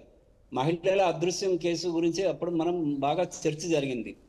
మహిళల కేసులో ప్రభుత్వం ఎందుకు ముందుకు రావట్లేదు? ఒక సిబిఐ దర్యాప్తు కదా, దీన్ని అదృశ్యం చేసింది ఎవరు, పట్టుకెళ్ళిపోయింది ఎవరు, ఎంతమంది మహిళలు వెళ్ళిపోయారు, వాళ్ళ డాటా ఏంటి అనేది ఒక సిబిఐ దర్యాప్తు చేయొచ్చు. ఎందుకు చేయట్లేదు? కూడా అప్పుడు జగన్మోహన్ రెడ్డి ఏమో సిబిఐని వెళ్ళగొట్టాడు అని ఇప్పుడు మీరు అంటున్నారు రఫీ గారు. అవును. రఫీ గారు ఇప్పుడు చెప్పినట్టుగా అదే జరిగితే అదే సిబిఐని పిలిచి సంఘటనలన్నింటి మీద దర్యాప్తుకు ఆదేశించవచ్చు. అవును. దీని మీద నిమిషాలు లెక్క పెట్టాల్సిన అవసరం ఎంత లేదు. రైట్. ఒక తప్పు జరిగింది అంటే ఓకే. ప్రభుత్వం దర్యాప్తు చేయాలి. రైట్. దర్యాప్తు ప్రభుత్వాలు ఏం చేస్తున్నాయంటే రాజకీయ ప్రకటనలకే పరిమితం అవుతున్నాయి. అవును, అవును, కరెక్టే. మరొక అంశము, తిరుపతిరావు గారు నిన్న మాజీ ముఖ్యమంత్రి గారు కొన్ని కామెంట్ చేశారు. ఇక ఉద్యమ బాట పట్టాల్సిందే, ప్రజలకు అండగా ఉండాల్సిందే. ఈ యొక్క వచ్చిన ఈ 4 నెలలు 6 నెలల ప్రభుత్వం ఏం చేయలేదు, ప్రజలు చాలా విసిగిపోయారు అనే విధంగా నిన్న మాజీ ముఖ్యమంత్రి కామెంట్ చేశారు. ఈ నెల 11 నుంచి కూడా వాళ్ళు ఉద్యమ బాట పట్టారు. కలెక్టర్ కార్యాలయాలకు వెళ్ళాలి, ర్యాలీగా వెళ్ళాలి, వినతి పత్రాలు ఇవ్వాలి అనే దానిపైన. నిజంగా ప్రజలు ఆ స్థాయిలో విసిగిపోయారా తిరుపతిరావు గారు కూటమి ప్రభుత్వం పైన? రాజేష్ గారు, ప్రజలు విసిగిపోయారా లేదా, లేకపోతే సమస్యలు ఉన్నాయా లేవా, ప్రభుత్వ వైఫల్యాలు ఉన్నాయా లేవా, లేకపోతే ఇవన్నీ కంటే స్వాగతించదగ్గ విషయం ఏంటనేసి అంటే, రాష్ట్రంలో ప్రతిపక్ష హోదా లేని ప్రతిపక్ష నేత మొదటిసారిగా ప్రజల్లోకి వెళ్తాం, మేము ఉద్యమాలు చేస్తామని చెప్పింది ఏదైతే ఉందో దాన్ని స్వాగతించాలా. మొదటిసారి ఏంటంటే జగన్మోహన్ రెడ్డి అనే వ్యక్తి ప్రజల నుంచి వచ్చారు కదా, ఆయన పాదయాత్రలు చేశాడు, నిత్యం ప్రజల్లో ఉండేవాడు కదా. అంటే జగన్మోహన్ రెడ్డి ఇదేదో మనకి సినిమాలు వస్తాయి చూసారా, 2.0 ఇవాళ ఏదో పుష్ప 2.0 ఏదో వచ్చింది కదా. అలాగా నేను చెప్పేది ఏంటనేసి అంటే, మొదటి 2014 నుండి 18 జగన్మోహన్ రెడ్డి ప్రధాన ప్రతిపక్ష నేత, 2019 నుండి 24 జగన్మోహన్ రెడ్డి ఈ రాష్ట్రానికి ముఖ్యమంత్రి. నేను చెప్పేది 3.0 వెర్షన్ లో చెప్తున్నాను నేను. వాటి గురించి ఇప్పుడు మళ్ళీ మనకెందుకు చర్చ. 3.0 వెర్షన్ లో ప్రతిపక్ష హోదా లేని ప్రతిపక్ష నేతగా వాళ్ళు చెప్పినట్టుగా 40% ఓట్లు వచ్చినటువంటి ప్రధాన ప్రతిపక్షంగా ఏం జరుగుతుంది? జరిగినటువంటి 6 నెలల కాలంలో ప్రతిపక్షం చేసినటువంటి ఏదైనా ఉందా అనేసి అంటే, ఇంట్లో వదిలేసి బయటకు వెళ్ళి గోల్ చేసినట్టుగా ఢిల్లీ వెళ్ళి ఒక కార్యక్రమం ఏదో చేశారు. అది తుస్సుమందో బుస్సుమందో ఏదో జరిగింది మొత్తానికి. అంతకుమించి ఏం చేయలేదు. అంటే నేనేమంటానంటే, నేను చెప్పాను భారతీయ జనతా పార్టీ కార్యకర్తగా అని నేను చెప్పలా, ప్రజాస్వామ్యవాదిగా ఏంటంటే ప్రతిపక్షానికి ఇచ్చినటువంటి బాధ్యత నిర్వర్తించాలా. వాళ్ళు ఈ పని చేసే ముందు నేను సూటిగా ప్రశ్నిస్తున్నా, మీరు ఈ పని చేయడాన్ని ఏ విధంగా అయితే మేము స్వాగతిస్తున్నాము, ప్రజలు కూడా స్వాగతిస్తారు. This is the democracy. ఇందులో ఎవరి పాత్ర వాళ్ళు పోషించాల్సిందే, ప్రజలు ఇచ్చినటువంటి పాత్ర. ఇది చేసే ముందు మీరు చేసినటువంటి తప్పిదం ఏదైనా ఉందనేసి అంటే, శాసనసభకు మేము వెళ్ళము, మాకు 11 ఇచ్చారు కాబట్టి మేము వెళ్ళము, ఇక్కడ 40% ఓట్లు ఇచ్చారు కాబట్టి మీ దగ్గరకు వస్తాము అని చెప్పేసి కనుక మీరు అనుకుంటే, ఆ విధంగా మీరు మైండ్ ట్యూన్ చేసుకుంటే అది తప్పు. ముందుగా శాసనసభకు కూడా వస్తాము, శాసనసభలో మీరు తిట్టినా కొట్టినా మేము బయటకు వచ్చేస్తాం తప్పిస్తే మేము అక్కడ చర్చలకు వస్తామని చెప్పేసి ఒప్పుకోవాల్సినటువంటి బాధ్యత ప్రతిపక్షం మీద ఉంది. సో మీరు ఏమంటారంటే, ఒకటి తిరుపతిరావు గారు, సో తిరుపతిరావు మీ కామెంట్స్ ఏంటంటే, ప్రజల్లోకి కాదు ముందు అసెంబ్లీకి రండి, మీరు శాసనసభకు వచ్చి ప్రజాగాలం వినిపించండి అని చెప్తారు, అంతేనా? అది వినిపించి ఇది కూడా నేను అందువల్ల ఇది కూడా స్వాగతించాను. ఇది కూడా ఇప్పుడు నేను దశాబ్దాల పాటు ప్రతిపక్షంగా ఉన్నటువంటి నేటి అధికార పార్టీ కార్యకర్తగా ఆ రోజు ప్రతిపక్షంలో ఉన్నప్పుడు జైళ్ళకి వెళ్ళడానికి వెరవలేదు, లేకపోతే ధర్నాలు చేయడానికి వెరవలేదు, లేకపోతే నిరాహార దీక్ష చేయడానికి వెరవలేదు. ఇది కదా ప్రజాస్వామ్య పూర్తి ప్రతిపక్షం తాలూకా పాత్ర. నేను అది ముందు చేసి ఇది చేయండి, ఇది కూడా నేనేమి అబ్జెక్ట్ చేయలేదే, చెయ్యాలా మీ పని, అది మేమేమి తప్పులు చేయలేదని చెప్పడం తర్వాత విషయం. అది కాదండి, ఇప్పుడు కరెంట్ ఛార్జీలు కాదండి, మీ కూటమి ప్రభుత్వము బాధుడే అన్నట్లు విద్యుత్ ఛార్జీలు పెంచారు మొన్నటి నుంచి, మళ్ళీ ఇప్పుడు వచ్చే నెల నుంచి మళ్ళీ విద్యుత్ ఛార్జీలు పెంచుతున్నారు, అది వెంటనే వెనక్కి తీసుకోవాలనేది చెప్తున్నారు. ఈ విద్యుత్ ఛార్జీలు పెంపడానికి ప్రధాన కారణం ఏమై ఉండొచ్చు? ఇప్పుడు ఒక్క విషయం, నేను కొన్ని ఫ్యాక్ట్స్, ఒక 2 ఫ్యాక్ట్స్ నేను ప్రస్తావిస్తాను. ఉన్న పలంగా ప్రభుత్వం మారిన 2వ రోజు నుండి ఈ ప్రభుత్వం తాలూకా ప్రాధాన్యతలతో పరిపాలన చేయడం అనేది సాధ్యం కాదు. Not only in Andhra Pradesh, not only in Tamil Nadu, not only in Delhi, not only అది సెంట్రల్ అవ్వచ్చు, లేకపోతే రేపు అమెరికాలో కూడా ట్రంప్ అధికారంలోకి వచ్చిన వెంటనే ఆయన మార్పు పరిపాలన చేశారు. ఏది అంత అభివృద్ధి చెందిన దేశం అంటారు, లేకపోతే ఆర్థిక వనరులు ఉన్న దేశం అంటారు, లేకపోతే ఇన్ని రకాలుగా ఉన్నటువంటిది కదా. సరే, మనకంటే కొన్ని ఇబ్బందులు ఉండొచ్చు, కానీ అక్కడ కూడా రెండో రోజు నుండి ట్రంప్ మార్పు పరిపాలన ప్రారంభం అవదు, దానికి కొంత సమయం పడుతుంది. అదే విధంగా ఇక్కడ కూడా చంద్రబాబు నాయుడు గారు లేదా కూటమి ప్రభుత్వం తాలూకా ఆలోచన, ప్రజలకు ఇచ్చినటువంటి వాగ్దానాలు, ప్రజలకు ఇచ్చినటువంటి ఏదైతే ఎక్కడండి మీరు ప్రజలకు ఇచ్చిన హామీలు ఏవైతే ఉన్నాయో, సూపర్ 6 అన్నారు కానీ సూపర్ 7 లో గాలికి వెళ్ళిపోయాయని చెప్పేసి అంటున్నారు జగన్మోహన్ రెడ్డి. ఒక్క హామీ అమలు చేయలేదు, ప్రజలు చాలా ఆవేదనతో ఉన్నారని. ఆ పరిస్థితి ఉందా రాష్ట్రంలో? నేను వాళ్ళన్ని దాన్ని తప్పు, ప్రతిపక్షమైన దాన్ని తప్పు అని నేను చెప్పను. ఒక్కసారి ఆ మాట అనే ముందు, గతంలో కూడా వాళ్ళు ఇక్కడ నవరత్నాలు హామీలు ఇచ్చే వచ్చారు. ఆ నవరత్నాలు ఎన్ని నెలల్లోగా, నవమాసాల్లోనైనా పూర్తి అయిపోయినాయా? రెండో సంవత్సరంలో కూడా ప్రారంభమైనవి లేవా? అది కూడా గుర్తు చేసుకోవాలి. ఇవాళ అంత తప్పు పట్టరు. నేను అదే చెప్తున్నా. గత ప్రభుత్వ వాసనలు చెరుపుకొని ప్రస్తుత ప్రభుత్వ తాలూకా విధి విధానాలు బయటికి రావడానికే కొంత సమయం పడుతుంది. అయినప్పటికీ కూడా ఈ రాష్ట్రంలో ఈ కూటమి ప్రభుత్వం వచ్చిన తర్వాత దురదృష్టవశాత్తు తెలుగుదేశం ప్రతినిధి లేకుండా చేశారు. నేను దాన్ని తీవ్రంగా, అది మీ రాజేష్ గారు మీ ఫెయిల్యూర్ గానే నేను మాట్లాడతాను, నాకేం మొహమాటం లేదు. ఎందుకంటే ఒక ప్యానలిస్ట్ మాట్లాడేటప్పుడు ఖచ్చితంగా అది కనకారావు గారు, నేను మాట్లాడేటప్పుడు ఆయన మాట్లాడలేదని అంటున్నారు. కాదండి తిరుపతిరావు గారు, నేనేమంటున్నా, అది ఎవరికి ఉండాలంటే, ఒకటండి స్టూడియోలో ఉంటేనేమో నేను కంట్రోల్ చేసేవాడిని, గుర్తుపెట్టుకోండి. మీరు అందరు జూమ్ లో ఉన్నారు, నేను ఎంతసేపు ఉన్నా ఇక్కడ నుంచి మీరు మాట్లాడకని చెప్పగలను తప్ప అది వాళ్ళ విజ్ఞతకు ఉండాలండి. గెస్ట్లకు నేనేమంటున్నా, వచ్చే వాళ్ళు కొత్త వాళ్ళు కాదు. ఒక సంస్కారం ఏంటంటే ఒకరు మాట్లాడినప్పుడు ఒకరు మాట్లాడకూడదు. మరొక విషయం చెప్పాలండి తిరుపతిరావు గారు, ప్రతి ఒక్కరు నేనైనా అంతే. డిబేట్ కి వచ్చేటప్పుడు మీరు అవసరమైతే కనకారావు గారిని కట్ చేయాలా, మళ్ళీ తీసుకుంటారా లేదని అది వేరే విషయం. కానీ ఎవరు మాట్లాడినా సరే, ఎందుకని అంటే ఎవరి పార్టీ తాలూకా ఆలోచన వాళ్ళు చెప్పుకున్నప్పుడు మాత్రమే ఆ డిబేట్ అనేది కరెక్ట్, ఒక సంపూర్ణత వస్తుంది. కరెక్ట్, నేను చెప్పేది కూడా అదే. కానీ వాళ్ళకు ఉండాలి. నేను అదే అంటున్నాను. నేనేమంటున్నాను, నేను ఒకటండి, నేను రాజేష్ గారు, తిరుపతిరావు గారు మీరు మ్యూట్ చేయొచ్చు. మూడు పార్టీలు, మా మూడు పార్టీలే కాకుండా వైసీపీ ఉన్నట్లయితే అది కరెక్ట్ గా డిబేట్ నడుస్తుంది, నాకు కూడా సాటిస్ఫాక్షన్ ఉంటుంది అన్నటువంటి ఆలోచనతో నేను ఉంటాను. కరెక్ట్. అందులో కనకారావు గారు చేసింది తప్పు అయితే, లేకపోతే రఫీ గారు వెళ్ళిపోవడం కూడా తప్పు, నేను కాదన్నాం. కాకపోతే ఏంటంటే ఇటువంటివి నివారించాల్సినటువంటి బాధ్యత మీదే కదా. నేను అదే అంటున్నాను. నేను తిరుపతిరావు గారు, నేను రఫీ గారికి అదే చెప్పాను, కొంచెం ఓపిక పట్టుకోండి, నేను మ్యూట్ చేస్తానంటే ఆయన ప్రజలు వెళ్ళిపోతానికి ఏం చేయలేము. ఇప్పుడు మీరు ప్రభుత్వంలో ఉన్నారండి. నేను మరొక విషయం కూడా చెప్తున్నాను తిరుపతిరావు గారు, మీరు విఫలం చెందారు. తిరుపతిరావు విఫలం కాదు, అతను ఆన్సర్ ఇవ్వలేకపోయాడు. అతను నీవు కూటమిలో, నువ్వు ప్రభుత్వంలో ఉన్నప్పుడు నీకు సమయం ఉండాలండి. ప్రతి ఒక్కరు క్వశ్చన్ చేస్తారు, ఆన్సర్ ఇచ్చే బాధ్యత మీదే. అర్థమైందా? ఖచ్చితంగా ఉండాలి. మీకు ఆ స్థానం లేకుంటే ఎట్లా ప్రతిపక్షంలో ఉండండి, వెళ్ళిపోతా అంటే దాని అర్థమైంది మీకు దగ్గర సమాధానం లేదు, చేత కాదు అనుకుంటారు, అంతే. అర్థమైంది? ఇవన్నీ కామన్ అండి. అసెంబ్లీలో చూస్తుంటాం, ఒకరు మాట్లాడుతుంటే ఒకరు లేదు, కామన్. అది అడుగుతున్నారు, క్వశ్చన్ చేస్తారు, దానికి ఆన్సర్ ఇవ్వాలి. రాజేష్ కనకారావు గారు, అంతే తప్ప నేను వెళ్ళిపోతానంటే మాకేం నష్టం కాదు, ఆయనే నష్టం. సమాధానం చెప్పలేక వెళ్ళిపోయాడు అనుకుంటారు. కనకారావు గారు, ఈ రోజు ఏంటి ప్రజలు. రాజేష్ గారు తిరుపతిరావు గారు ఒకసారి రిక్వెస్ట్ అండి. సార్ తిరుపతిరావు గారు మీకు కూడా రిక్వెస్ట్ అండి. నేను కనకారావు గారి వెర్షన్నో లేకపోతే రఫీ గారి వెర్షన్నో నేను తప్పు పట్టే స్వేచ్ఛ నాకు లేదు. మీరు దీనికి చీఫ్ కాబట్టి మిమ్మల్ని తప్పు. నేను అదే అంటున్నాను తిరుపతిరావు గారు, ఆ సంస్కారం గెస్ట్ లకు ఉండాలని నేను అంటున్నాను. మనం ఒకరు మాట్లాడేటప్పుడు మనం మాట్లాడుతున్న సంస్కారం వాళ్ళకు ఉండాలి. మనం చెప్పే వరకు చెప్తాం, నేను మ్యూట్ చేయొచ్చు, కానీ అది నా సంస్కారం కాదు. మిమ్మల్ని ఇన్సల్ట్ చేసినట్టు అవుతుంది. మీరు మాట్లాడుతుంటే వద్దనుకుంటే నేను మ్యూట్ చేయొద్దు, కానీ చేస్తే బాగోదు.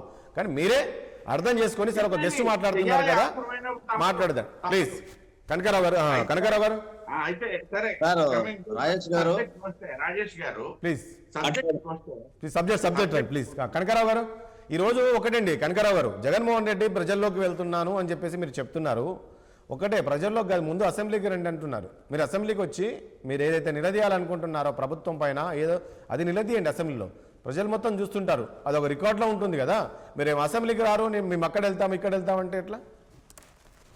రాజేష్ గారు, చిన్న దీనికి వివరణ ఇచ్చే ముందు ఒక నిమిషం మీతో మాట్లాడతానండి. చెప్పండి. తిరుపతిరావు ఈ సందర్భంగా విజ్ఞప్తి చేసేదంటే, లైవ్ లో ఏంటంటే జనరల్ గా 3 పార్టీలు జనసేన, బీజేపీ, టీడీపీ అనేటువంటి కూటమి సభ్యులు ఉంటున్నారండి. ఎస్ ఉన్నప్పుడు మీరు ఇచ్చినటువంటి సబ్జెక్ట్ లో నుంచి డివైడ్ అయినప్పుడు అదే సబ్జెక్ట్ అటువంటి వక్త తర్వాత నాకు అవకాశం ఇస్తే చెప్పుకోవడానికి అవకాశం ఉంటుంది. అవును. అట్లా కాకుండా ఏమంటే విషయం ఎటు ఇటు వెళ్ళిపోతా ఉంది. వెళ్ళిపోతున్నప్పుడు ఏంటంటే ఇందాక మీరు అన్నట్టు వాస్తవం ఈ రోజు అసెంబ్లీలోనే రకరకాలుగా జరుగుతున్నప్పుడు వాస్తవం ఇప్పుడు తిరుపతిరావు గారు మాట్లాడారండి. మాట్లాడినాక నేను వారి పరిధిలోనే మాట్లాడే కదా, దానికి ఎవరు ఇచ్చుకోవాల్సిన అవసరం నాకు కొంత తప్పలేదు. కానీ ఫ్యాక్షనిస్ట్ అని రకరకాల ఏం చెబుతున్నప్పుడు దానికి ఎవరు ఇవ్వాలి కదా. సబ్జెక్ట్ రావట్లేదు, రఫీ గారు సబ్జెక్ట్ మాట్లాడట్లేదు ఆయన. తర్వాత అది ఎక్కడెక్కడ మనం మా ఏదో 10 మార్కుల క్వశ్చన్ లాగా యాస రాసుకుంటా పోతుంటే మరి మాకు కూడా అంత అవకాశం తప్పలేదు. తిరుపతిలో మాట్లాడి ఎమ్మటి నాకు టైం ఏంటి, లేదు రఫీ గారు మాట ఎమ్మటి నాకు టైం ఏంటి, ఎందుకంటే ముగ్గురు యొక్క ప్రశ్నలకు సమాధానం చెప్పుకోవాల్సిన భాష ఒక్కడే మీద ఉన్నప్పుడు నాకు ఎక్కువ టైం వాస్తవానికి మీరు అసలు అయినా కూడా ఏంటంటే మాకున్న టైం ప్రకారం మీరు చెప్పకపోతే మేము ఏదో తోకముడిసినటువంటి నేను అదే చెప్పా కనకారావు గారు, నేను అదే చెప్పాను. చరణం కంటే మీరు ఉండేటప్పుడే నాకు కూడా మజా ఉంటది, నాకు కూడా డిస్కస్ చేయడానికి అవకాశం ఉంటదని చెప్పడానికి కారణం అదే. పర్లేదు మాట్లాడండి కనకారావు, సమయం లేదు. రఫీ గారు పెద్దవాళ్ళు రఫీ అన్న మేమంతా కలిసి పనిచేసాం, నాకు మంచి ఫ్రెండ్. కాకపోతే ఏంటంటే పాపం అతను ఏంటంటే టీడీపీ వాళ్ళ గురించి చెప్తే చాలా ఉండి, ఇక్కడ వ్యక్తిత్వాల గురించి చెప్పదలుచుకుంటే జగన్ గారి గురించి, చంద్రబాబు గురించి వ్యక్తిత్వాలు చెప్పుకుంటే చాలా ఉన్నాయండి. డిస్కషన్స్ వస్తుంటే మనం ఉండాలి, సమాధానం చెప్పాలి. వస్తండి తిరుపతిరావు గారు ఇందాక చెప్పినట్టు మీరు ముందు ప్రతిపక్ష పాత్ర అసెంబ్లీలోకి అక్కడి నుంచి మొదలు పెడితే బాగుండని చెప్పేసి అన్నారు. ఇక్కడ 2 విషయాలు చెప్పాలనుకోండి. ఇందాక రఫీ గారికి వచ్చేటప్పటికి సరే వ్యక్తిత్వాల గురించి మాట్లాడుకుంటే అది పెద్దది పెట్టండి. అసలు సిబిఐని ఆంధ్రప్రదేశ్ రావద్దని జీవో ఇచ్చింది ఎవరండి? చంద్రబాబు గారే కదా. తర్వాత భూములు లాక్కున్నారని చెప్పేసి అన్నారు. స్వయాన 2014-19 మధ్య నీరు మీరు కింద భూములు మొత్తం ఎస్సీలు సాగు చేసిన భూములు మొత్తం కూడా ఇది చెరువు భూములు అని చెప్పి లాక్కున్న పరిస్థితి ఆ ప్రభుత్వం చూసాము. అదేవిధంగా కోర్టుకు వచ్చేటప్పుడు 1997లో పబ్లిక్ సెక్టర్ కింద ఆసియన్ డెవలప్మెంట్ బ్యాంక్ ద్వారా ఇది డెవలప్మెంట్ చేయడం కోసం స్వర్గీయ కోటేజ్ బడ్జెట్ శంకుస్థాపన చేసిన దాన్ని విస్తరించే క్రమంలో పబ్లిక్ సెక్టర్ కింద నిర్మించాలని చెప్పి మొదలు పెట్టిందిగా చంద్రబాబు నాయుడు గారి. ఆ తర్వాత 99లో దాన్ని ప్రైవేట్ పరం చేసి కేవీ రావు గారికి పూర్తిగా చెప్పేసి తన మనిషిని పెట్టుకున్న మాట వాస్తవం. ఇకపోతే ఇందాక తిరుపతి గారు చెప్పినట్టు ప్రజల విషయంలోకి, ప్రజా సమస్యల మీద ప్రజల్లోకి వస్తున్నప్పుడు ముందు అసెంబ్లీకి రమ్మని అన్నారు. ఓకే, నేను ఒక విషయం అడుగుతానండి. ఈ రోజు అసెంబ్లీలో మన అసెంబ్లీ సమావేశాల్లో ఏదైతే మన జ్యోతుల్ నెహ్రూ గారు క్వశ్చన్ చేశాడండి, మీరు ఉచిత ఇసుక అన్నారండి, కానీ గ్రౌండ్ లెవెల్ కొద్ది ఎక్కడ జరగట్లేదు, మొత్తం కూడా పక్క రాష్ట్రం తెలియపోతుందని చెప్పేసి క్వశ్చన్ రైజ్ చేస్తే ఆయనకి ఇచ్చిన టైం 2 నిమిషాలండి. ఎమ్మటే స్పీకర్ కట్ చేశాడండి. ఇక్కడ ఒకటండి, మీరు బీజేపీ, జనసేన, టీడీపీ కూటమి ఉన్నప్పుడు అధికార పక్షం ఇదేనప్పుడు వాళ్ళు ఒకళ్ళ 2-3 అయినప్పుడు వాళ్ళు ఉన్నటువంటి వాళ్ళకి ప్రతిపక్ష పాత్ర ఇవ్వమని చెప్పి అడుగుతా ఉన్నా. మీకు ఎందుకు భయం, ఎందుకు ఇవ్వట్లేదు? ఈ రోజు చట్టంలో ఉందా ఇంతమంది ఉంటేనే ప్రతిపక్ష పాత్ర ఉందా? మేము అడిగాం, కోర్టు కూడా వెళ్ళాం, కోర్టు అడిగింది. దీని మీద మీరు ఎందుకు వాళ్ళు అడిగినటువంటి దాన్ని ఎందుకు అంటే తీసి చెత్తబుట్టలో పెట్టారు. అంటే ఈ రోజు మేము ప్రజల యొక్క సమస్యల్ని అసెంబ్లీలో సమయం కేటాయించే సమయం లేకపోతున్నారు. అలాంటప్పుడు అసెంబ్లీకి వచ్చి మీరు మమ్మల్ని అవమానపరచడం కోసం కేంద్రంగా పెట్టినారు. కానీ మన ఏదైతే అచ్చెన్నాయుడు గారు అంటున్నారు, సార్ ఈ 5 సంవత్సరాలు ఒకసారి జగన్ గారిని అసెంబ్లీలో చూడాలంటే ఇచ్చారు. మీరు చెప్పారు కదా 14 నుంచి 19 వరకు మీరు తెగదీత్యం ఎందుకు మరి మొన్న మీరు ఏమో చేశారు. అందువల్ల ఏంటంటే ఈ రోజు ఒకటండి, మేము ప్రతిపక్షంలో అసెంబ్లీలో కూర్చున్నాం లేకపోతే ప్రజలు మాత్రం ప్రతిపక్షం మాత్రం మీకు ఇస్తున్నారు, అది గుర్తుపెట్టుకోండి. ప్రధాన ప్రతిపక్ష ప్రజలే ఈ రోజు మొత్తం తయారయ్యారు. ఒకటి, ఈ రోజు వాస్తవంగా ఈ 6 నెలల్లో మీరు అయితే సూపర్ 6 అమలు చేస్తామని చెప్పేసి డాంబికాలు బలికేసి మేము ఎక్కడ కూడా మేము కరెంటు ఫీజులు పెంచము అని చెప్పేటువంటి అన్నటువంటి వాళ్ళు మొత్తం తిరోధు కలుసుకుంటూ ఉన్నటువంటి పరిస్థితుల్లో ప్రజల పక్షాన మాట్లాడటానికి ఈ రోజు ప్రజా యుద్ధంలోకి ప్రజాక్షేత్రంలోకి వస్తా ఉంటే ఎందుకు భయపడుతున్నారో అర్థం కావట్లేదు. ఈ రోజు మొత్తం కూడా కావాలని చెప్పేసి అండి వీళ్ళు ఏదైతే ఈ రోజు ప్రధానటువంటి మీడియా ఉన్నటువంటి సోషల్ మీడియాలో ప్రశ్నిస్తున్నారు. ఎందుకండి ఈ రోజు పేపర్ ఏంటి అప్పుడు మాట్లాడితే ఇప్పుడు కేసు పెట్టారండి. ఇప్పుడు కేసు పెట్టారు. నిన్న రాజమండ్రిలో ఒక దళిత యువకుడు ప్రక్షాళన జరిగిందన్నారు కదండి, బాగానే ఉంది. ఎక్కడ జరిగిందండి? ఇదిగో మా చర్చి దగ్గరికి నీళ్లు వచ్చినాయండి, ఇదిగో మా కాలేజీకి నీళ్ళు వచ్చి చెప్పినందుకు అతను తీసి గుట్లకు తీసి జైలు సెల్లో పెట్టి అసభ్యంగా తిట్టి నా కొడుకు నువ్వు పందిలాగుండా అని చెప్పేసి అన్నాడంటే ఏంటండి పరిస్థితులు ఎడిపోతుంది ఈ రాష్ట్రం? కనకారావు గారు, ఇక్కడ మీరు ఒక 2-3 అంశాల మీద ఉద్యమ పాట అన్నారు. ఒకటి వచ్చేసి విద్యుత్ ఛార్జీలు అనేది, మరొకటి ఫీజు రీయింబర్స్మెంట్, రైతుల విషయం, మరొక అంశం ఏది ఉందండి? మొత్తం 3 అంశాలు ఉన్నాయి. ఒకటండి రైతుల సమస్య మీద, రైతు- కానీ విద్యుత్ అంశానికి సంబంధించి విద్యార్థులకు సంబంధించిన సమస్య Yes, మీద, కానీ ఒకటండి ఈ కనకరావు మూడు విషయాల గారు, మీద మేము ఒక ప్రణాళిక Correct. బద్ధంగా నేనేమంటున్నా ప్రజాక్షేత్రంలోకి వెళ్ళి ప్లీజ్ ఒక నిమిషం ఏమండి? కాదు, నేను ఒక విషయం మాట్లాడేవాడిని. విద్యుత్ అంశం అంటున్నారు, విద్యుత్ ఛార్జీలు పెంచారు, మళ్ళీ బాధుడే మళ్ళీ వచ్చే నెల నుంచి పెంచారన్నప్పుడు ఈ రోజు ఈ విద్యుత్ ఛార్జీలు పెంచడానికి ప్రధాన కారణము గత ప్రభుత్వ పాలక నిర్వాహకం వల్ల. మీరు అధికారంలో ఉన్నప్పుడు దాదాపు 8 సార్లు విద్యుత్ ఛార్జీలు పెంచారనేది ఈరోజు క్వశ్చన్ చేస్తున్నారండి. 8 సార్లు పెంచారు. ఆ రోజు గుర్తుకు రాలేదా జగన్మోహన్ రెడ్డికి? ఈ రోజు మాట్లాడుతున్నారు అనే దానిపైన అంటే ఏం చెప్తారు? సార్ మేము ఒకటి చెబుతున్నామండి, 40 సంవత్సరాల రాజకీయ అనుభవం, 3 సార్లు ముఖ్యమంత్రిగా ఉన్నటువంటి పరిస్థితిలో ఈ రాష్ట్రాన్ని బాదుడే పేరుతో దోచుకొని చెప్పేసి నువ్వు ఎన్నికల ప్రచారాలు పెట్టి నేను అధికారంలోకి వస్తే ఒక్క పైసా కూడా అదనపు ఛార్జీ వసూలు చేయను కరెంట్ మీద చెప్పేసి ఎన్నికల సభలో స్వయాన చంద్రబాబు గారు చెప్పిన మాట వాస్తవం కాదా? అదే అప్పటికి ఒకవేళ అప్పటికే ఆంధ్రప్రదేశ్ విద్యుత్ విషయంలో నష్టాల్లో ఉందో లేదంటే తెలుసుకున్నటువంటి పరిపక్వతైనటువంటి రాజకీయ నాయకుడు చంద్రబాబు నాయుడు గారు. అదే ఆ పెద్ద మనిషి గతంలో ఏమన్నాడు, ఈ విధంగా పథకాలు ఇచ్చుకుంటా పోతా ఉంటే శ్రీలంక లాగా మంద కూడా అప్పులు పాలయ్యేటువంటి పరిస్థితి, అడుక్కునే పరిస్థితి ఉన్నటువంటి ఇదే పెద్ద మనిషి ఎన్నికల సంవత్సరం ముందు నేను రెట్టింపు చేస్తాను, ఒకటికే కాదు అమ్మఒడి మీ వాళ్ళకి ఇచ్చారు, నేను వస్తే మాత్రం ముగ్గురికి ఇస్తాను. పరిస్థితులు ఎట్లా ఉన్నాయో చూసారండి. మరి ఏమైంది ఆర్థికంగా ఆంధ్రప్రదేశ్ లో ఉన్నటువంటి ఏదైతే కండిషన్, ఎకనామికల్ కండిషన్ బాగలేదని చెప్పేసి నువ్వు పెంచుతుంది, నష్టాలు ఊపులో ఉన్నప్పుడు నీకు తెలియదా? మరి ఆ రోజు నువ్వు అమ్మాయి హామీ ఇచ్చే ప్రజలకి నేను ఖచ్చితంగా అధికారులకు వస్తే ఒక్క నయా పైసా కూడా మీ మీద అదనంగా భారం పండినటువంటి మనిషి ఇప్పటికి 6,000 కోట్లు మోపాడు. రేపు జనవరి నుంచి మనకు 9,000 కోట్లు. సార్ రాజేశ్వర ఒక మాట అండి, ఎట్లుందంటే ఇది సాగుతుందండి, ఏరు దాటేంత వరకు ఓడమలే, ఏరు దాటిన బూడిమలే అన్నట్టుగా ప్రజల్ని నమ్మించి మోసం చేసి ఓట్లు వేసుకున్నాక గతంలో కూడా ఇదే పరిస్థితి. రైతులు రుణమాఫీ 2014లో అది పాస్ తెలియదులు ఇచ్చారు. అదే విధంగా మీకు డాక్టర్ రద్దు అన్నాడు, అది మోసం చేశాడు. అదే విధంగా 900 కిలోమీటర్ల పైకి మొత్తం మోసంతో. తిరుపతిరావు గారు చెప్తారు సమాధానము, కాదండి తిరుపతిరావు గారు సమాధానం చెప్తారు. అందుకని ముందు ఒకసారి ప్రసాద్ గారి దగ్గరికి వెళ్దాం. ప్రసాద్ గారు, ఇప్పుడు ఈ రోజు ముఖ్యమంత్రి గారు ఎన్నికల ముందు చెప్పిన హామీలు కావచ్చు, చెప్పినట్టు కావచ్చు, ఈ రోజు చేస్తున్న దానికి అసలు సంబంధం లేదు, పొందం లేదు. ఆ రోజు ఏం ఛార్జీలు పెంచను, రైతులపైన కావచ్చు, ప్రజలపైన భారం ఏమన్నారు, కానీ ఈరోజు ప్రతిదీ పెంచుతూ పోతున్నారని చెప్పేసి ఈరోజు వైసీపీ జగన్మోహన్ రెడ్డి చెప్తున్నారు. వాస్తవం ఉందో అందులో ప్రసాద్ గారు? ఈరోజు పెరగడానికి ప్రధాన కారణం గత ప్రభుత్వ పాలకుల నిర్వాహకం అంటే ఏం చెప్తారు? ఇవన్నీ పెరగడానికి కారణం ప్రసాద్ గారు మీరే. ప్రసాద్ గారు ఓకే అండి. ప్రసాద్ గారు ప్రాబ్లం ఉన్నట్టుంది. తిరుపతిరావు గారు సమయం లేదు, మీరేం చెప్తారు? మాట్లాడుతున్నా చెప్పండి. ఫ్రీజ్ అయిందండి అక్కడ, మీకు నెట్ ప్రాబ్లం ఉన్నట్టు, సిగ్నల్ ప్రాబ్లం ఉన్నట్టుంది, ఫ్రీజ్ అయింది. మాట్లాడండి, పర్లేదు. నేను ఒకసారి చూసుకోండి, నేను ఒకసారి తిరుపతిరావు గారి దగ్గరతో మాట్లాడిస్తాను, మళ్ళీ వస్తాను. మీరు మాట్లాడండి. మాట్లాడండి నేను వచ్చి. ప్రసాద్ గారు మాట్లాడండి. Right, okay. తిరుపతిరావు గారు ప్లీజ్ కంటిన్యూ చేయరా ఒకసారి? తిరుపతిరావు గారు ఫైనల్ సమయం లేదండి, ప్లీజ్. తిరుపతిరావు రాజేష్ గారు, ఎస్ కనకారావు గారు మాట్లాడండి. తిరుపతిరావు గారు మీరు కంటిన్యూ చేయండి ప్లీజ్, సమయం లేదు. మీరు మాట్లాడండి తిరుపతిరావు గారు, దయచేసి మీరు మాట్లాడండి, ప్రాబ్లం లేదు, మీరు మాట్లాడండి. కనకారావు గారు కొన్ని అంశాలు లేవనెత్తారు. ఎస్, డెఫినెట్ గా కొన్ని రాష్ట్రంలో ఉన్నటువంటి, అంటే అధికార మార్పిడి జరిగిన నాటికి ఉన్నటువంటి పరిస్థితుల్ని చక్కదిద్దిన వాటి గురించి వాళ్ళు చూడట్లా.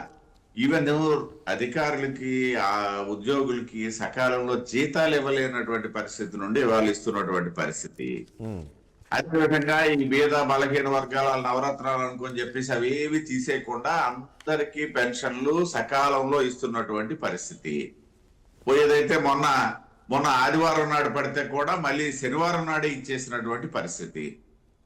అదే సందర్భంలో ఏదైతే ఈ రోడ్లకు సంబంధించి గత 5 సంవత్సరాలుగా పడినటువంటి గుంతలు కూడా పోర్చున్నటువంటి పరిస్థితి నుండి ఇవాళ రోడ్ల తాలూకా మరమ్మతులు ఒక స్థాయిలో ప్రారంభమయ్యాయి.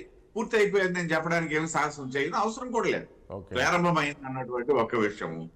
రెండోది, ఏదైతే ఇవాళ వ్యవసాయానికి సంబంధించి వచ్చినటువంటి తొలినాళ్ళలోనే టైలాండ్ కూడా వాటర్ ఇవ్వగలిగినటువంటి ఒక విజయము ప్రధానమైనటువంటిది.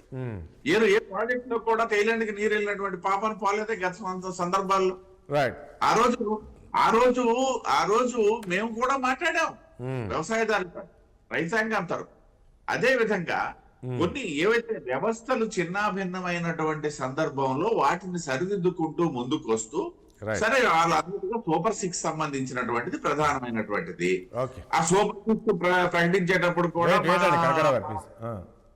మా తాలూకా ప్రతినిధి ఏమో దాని మీద చేయలేదు, దాని మీద ఇదే లేదని కూడా ఏవో ప్రస్తావన చేశారు బిఫోర్ ఎలక్షన్స్. ఏదైనప్పటికీ పక్కనే ఉన్నాం కాబట్టి మేము కూడా దాని గురించి మాట్లాడతాం. ఇప్పుడు దానికి సంబంధించి సిలిండర్లకు సంబంధించినటువంటి అంశం ఇప్పుడు ఆల్రెడీ ఇంప్లిమెంట్ అయిపోయింది గత నెల రోజులుగా, దసరా దీపావళి.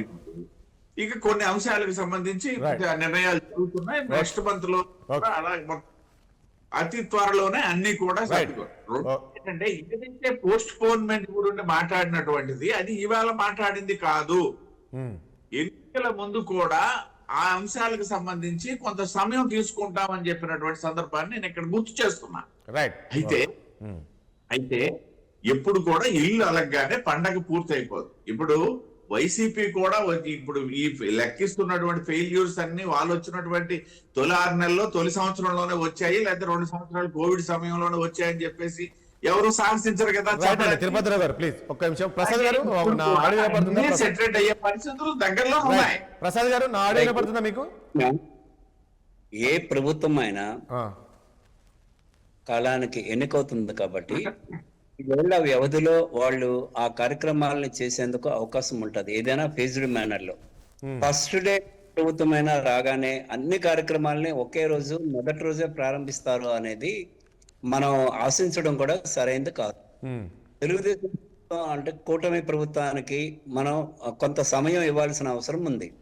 అయితే పార్టీగా వాళ్ళకి 5 ఏళ్ల కాలం ఉంది కదా, వాళ్ళు 5 ఏళ్లలో అన్ని చేస్తారని ప్రతిపక్ష పార్టీ ఎప్పుడు ఎదురు చూడదు. వాళ్ళంతా కూడా ఎప్పుడు కూడా ఏం చేస్తారంటే ప్రజల్లో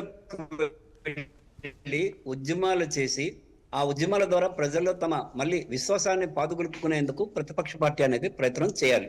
చేయకుండా ఇంట్లో కూర్చుని వాళ్ళు 5 ఏళ్ల టైం ఇచ్చాం కదా వాళ్ళు చేస్తారులే అని చూడరు కదా సహజంగా. రెండోదేమో ఇంకొక పాయింట్ చెప్తా.